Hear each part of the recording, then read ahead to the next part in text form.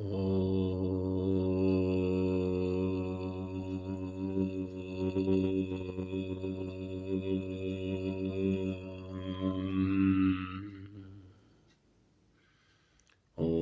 असतो मा सद्गमय तमसो मा ज्योतिर्गमय मृत्योरमामृतं गमय।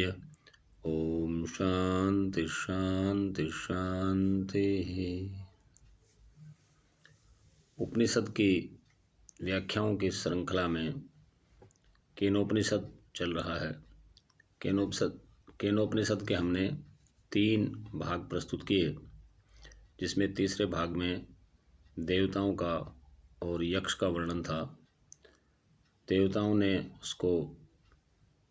उसको नहीं जान पाए, और देवता जो है, अब पहले वायु गए, पहले अग्निदेव गए, फिर इंद्रदेव गए, फिर दोनों की समझ में नहीं आया तो उन्होंने फिर इंद्र को कहा कि हे इंद्र, आप पता कीजिए।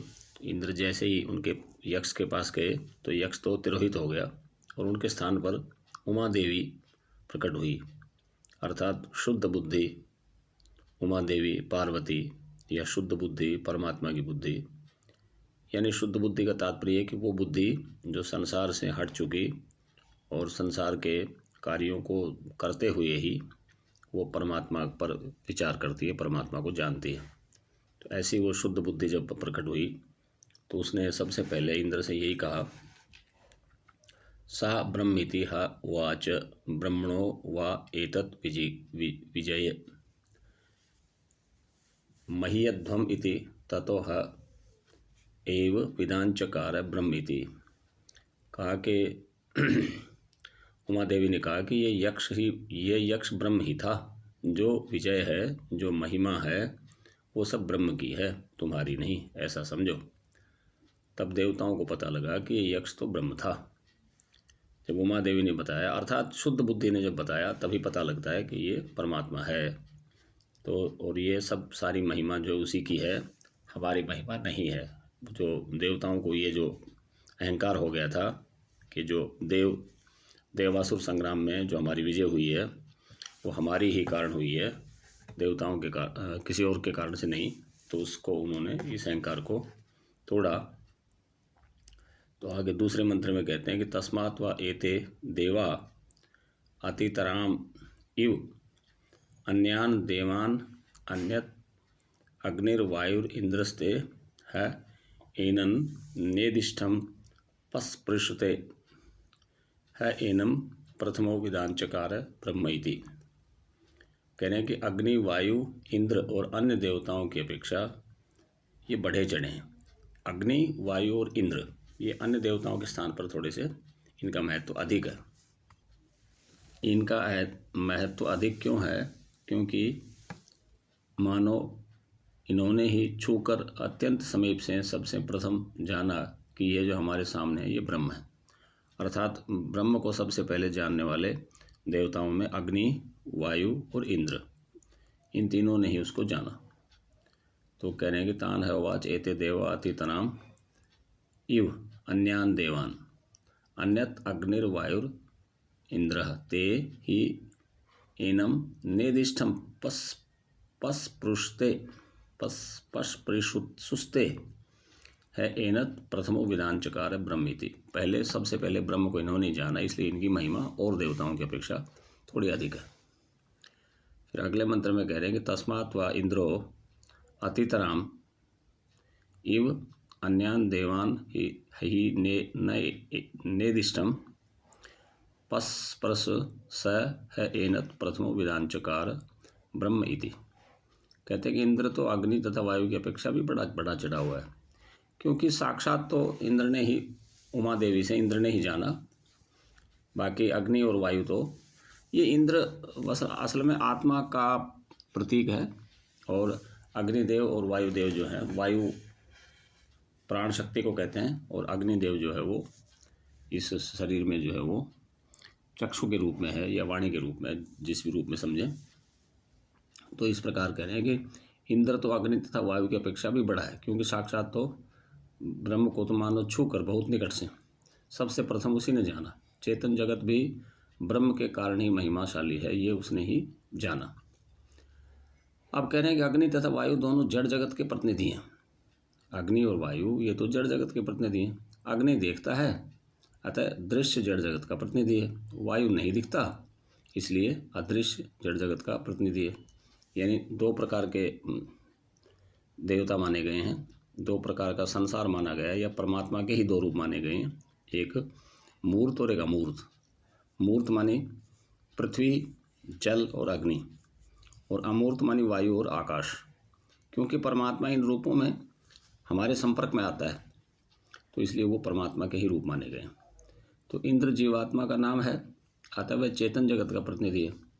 और इंद्र जो है वो चेतन का प्रतिनिधि है, क्योंकि वो जीवात्मा का नाम है। और जीवात्मा परमात्मा का कोई अंश स्वीकार करता है, कोई पूर्ण रूप से उसी को स्वीकार करता है, वो एक अलग विषय हो जाएगा, उस पर अभी हम चर्चा नहीं करेंगे। कि इंद्र जो है वो चेतन जगत का प्रतिनिधि है। उपनिषद के इस उपाख्यान का केवल इतना ही मतलब है, उपनिषद के इस उपाख्यान का इतना ही अभिप्राय है कि वह जड़ चेतन की ब्रह्म शक्ति, जड़ चेतन की शक्ति ब्रह्म के कारण है। यानी ब्रह्म ना हो इस प्रकृति में तो ये प्रकृति कुछ भी नहीं है। और इससे प्रथम अग्नि तथा वायु की दृश्य तथा अदृश्य शक्तियाँ हमें ब्रह्म का परिचय कराती हैं। कैसी हैं ये महान शक्तियाँ? अगर अग्नि तथा वायु की शक्ति इतनी इनकी अपनी नहीं है, किसी दूसरे की है, तो जिससे इन्हें शक्ति मिलती है वह कितना बलशाली होगा, कितना महान होगा। क्योंकि हम में सबसे अधिक देवताओं में तीनों देवताओं को सबसे श्रेष्ठ माना है। इंद्रदेव तो चलो चेतन का प्रतीक है, उसको थोड़ी देर के लिए छोड़ भी दें, तो अग्नि और वायु ये सबसे ज़्यादा शक्तिशाली माने गए। और यदि इनके अंदर भी जो शक्ति है वो उनकी नहीं है, वो किसी और की है, तो इनमें जिसकी शक्ति है वो कितना महान होगा, ये विचार करने की बात है। तो अग्नि और वायु की महानता हमें ब्रह्म की सूचना नहीं देती। इनका इंद्र होना ही ब्रह्म का सूचक है। यानी इनका जो वास्तविक स्वरूप है वो इंद्र के रूप में है, या यूँ कहें कि वो इनको इंद्र के रूप में अर्थात चेतनता के रूप में इनकी जो शक्ति है उसको स्वीकार करना होगा। अग्नि, वायु, सर्दी, गर्मी, शीत, उष्ण आदि आदि द्वंद्व किसने उत्पन्न किए? आरंभ में तो द्वंद्व नहीं था, सृष्टि के आरंभ में तो एकता ही एकता थी। उस एकता से अनेकता उत्पन्न कैसे हुई? एकता में एकता उत्पन्न ही नहीं हो सकती अगर उसे कोई उत्पन्न करने वाला ना हो। तथा यूनिटी से अनेकता, डाइवर्सिटी का आरंभ जब हुआ तब पहले एक से दो हुए होंगे और दो से अनेक। अतः द्वंद्व जो है, डुअलिटी जो है, वो द्वित्व उस एक के अत्यंत निकट है। यानी दो जो संख्या है वो एक के बिल्कुल निकट है। एक बार फिर से देखते हैं इस मंत्र को। तस्य एष आदेशो यद एतत् विद्युतो व्युत्तदा इति अन्मीमिषदा इति अधिदैवतम। थोड़े से कठिन शब्द हैं, तो कह रहे हैं कि उस ब्रह्म का आदेश, उसका बखान तो ऐसे ही है जैसे विद्युत चमकती है और छिप जाती है।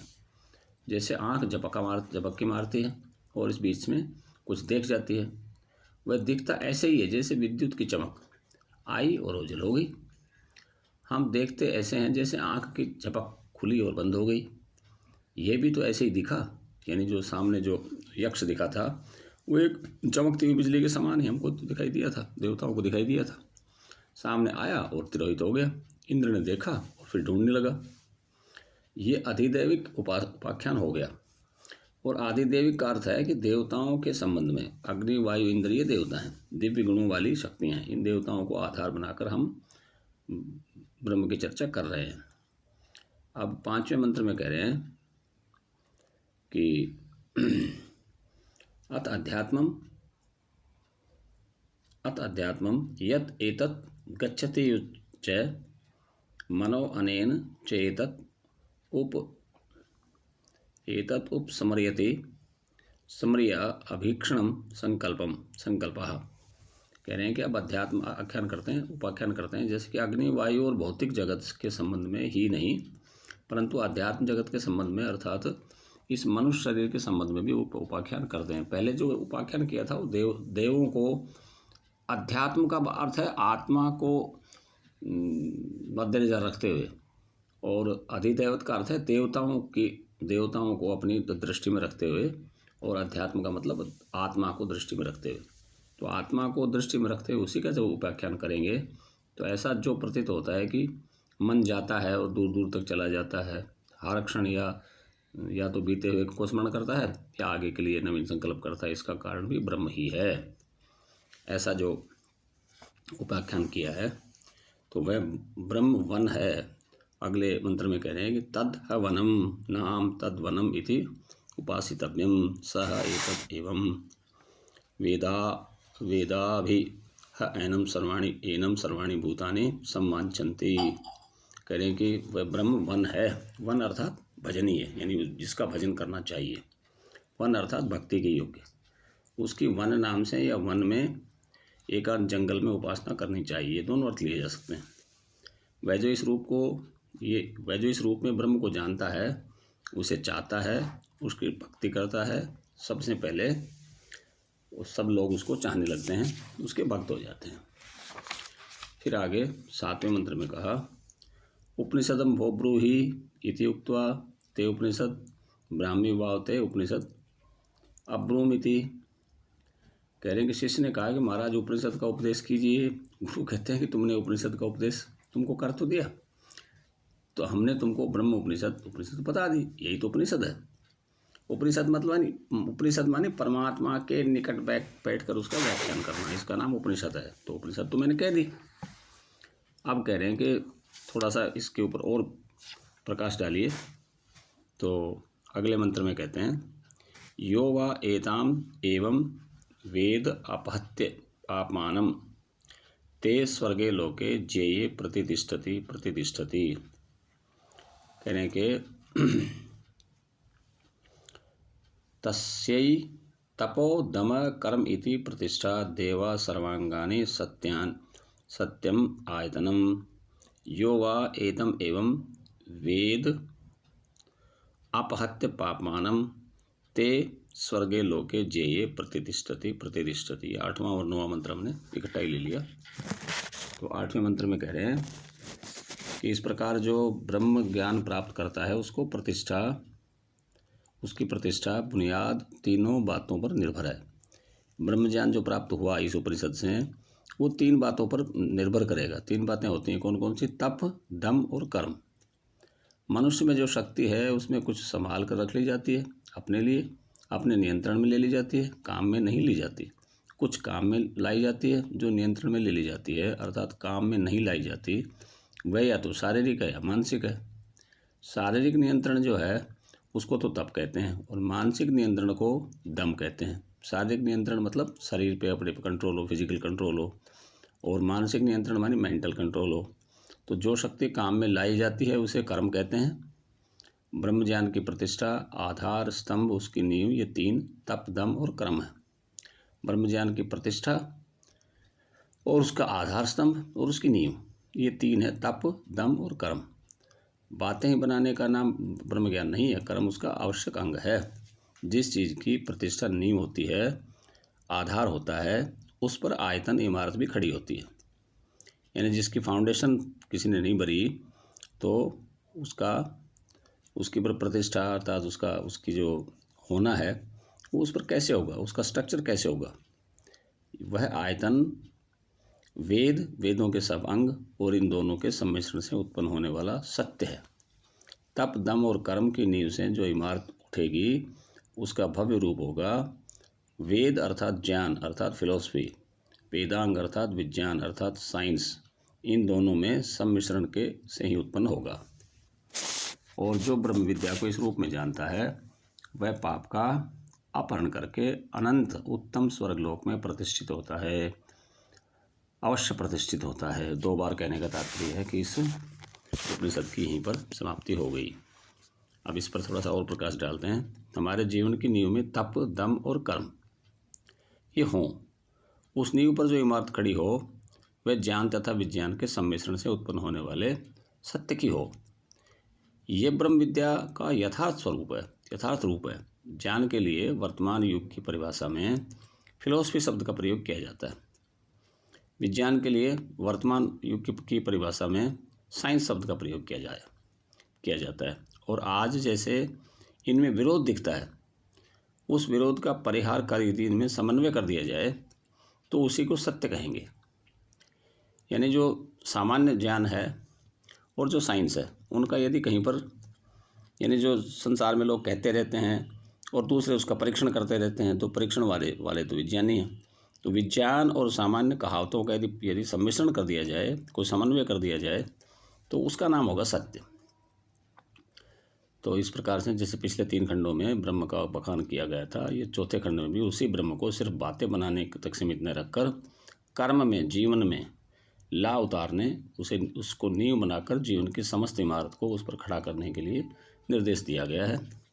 तो ये उपनिषद यहाँ पर पूरी हुई। अब हम जो है आगे अगली उपनिषद को आरंभ करेंगे। उससे पहले इस केनोपनिषद को एक बार फिर से यदि हम सुन लें तो अच्छे से हमको यह समझ में आ जाएगा। पहले खंड में यही कहा था कि वो जो है मन का मन है, श्रोत्र का श्रोत्र है, चक्षु का चक्षु है, वो जो है हमारी सारी जितनी इंद्रियां हैं उनमें जो ज्ञान आ रहा है वो सारा उस ब्रह्म से ही आ रहा है। उसी को ब्रह्म समझो, जिसकी उपासना कर रहे हो उसको नहीं। और इसी प्रकार दूसरे में उसी को थोड़ा सा और अच्छे से खोला था कि वो केवल जो है एक होता है बोध, एक होता है प्रतिबोध। तो जो प्रतिबोध से विदित हो वही ब्रह्म का ज्ञान है। प्रतिबोध मानी बोधम बोधम प्रति, एक एक बोध में जो वो ज्ञान स्वरूप है, परमात्मा ज्ञान स्वरूप है, परमात्मा शक्ति स्वरूप है, परमात्मा इसी प्रकार से सर्वज्ञ है, सर्वत्र है। वो सारी बातें पहले उपनिषद में हो गई थी। दूसरी उपनिषद में यही बताया कि वो प्रतिबोध से उसको जाना जा सकता है। फिर देवताओं के आख्यायिका देकर ये समझा दिया कि देवताओं में भी जो शक्तियाँ हैं वो सारी उस परमात्मा की हैं, ब्रह्म की ही हैं। और इस चौथे खंड में तो और अच्छे से उन बातों को बता दिया। उमा देवी ने उनका सारा भेद ही खोल दिया कि वो तो ब्रह्म ही थे और जो तुम्हारी विजय आदि है वो सारी उसी की थी, तुम्हारा कुछ नहीं है। तो इस प्रकार से सारी बातें करते करते अंत में इस निष्कर्ष पर पहुँचे कि तप, धर्म, दम और कर्म, इनसे जो बिल्डिंग खड़ी होगी उसका नाम होगा सत्य। तो सत्य को यदि पाना है तो तप करना पड़ेगा, दम करना पड़ेगा। तप माने शारीरिक श्रम, दम माने मानसिक श्रम। तप माने शारीरिक श्रम माने शरीर से जो कुछ हम कर सकते हैं वो शुद्ध से शुद्ध करें, और मन से जो कर सकते हैं वो शुद्ध से शुद्ध विचार करें, शुद्ध से शुद्ध उसको परिणति दें, संकल्प को अच्छी परिणति दें। ये इस उपनिषद का मूल है, रहस्य है। तो अब इसी के साथ इस खंड की यहाँ पूर्ति करके आप सभी को प्रणाम करते हुए, धन्यवाद करते हुए, अवश्य अब तक के आपने जितने भाग सुने हैं उनसे आपका ज्ञानवर्धन हुआ होगा, ऐसा मुझे पूर्ण विश्वास है। तो आप सभी को बहुत बहुत प्रणाम। ओम नमस्ते जी। ओम शांति शांति।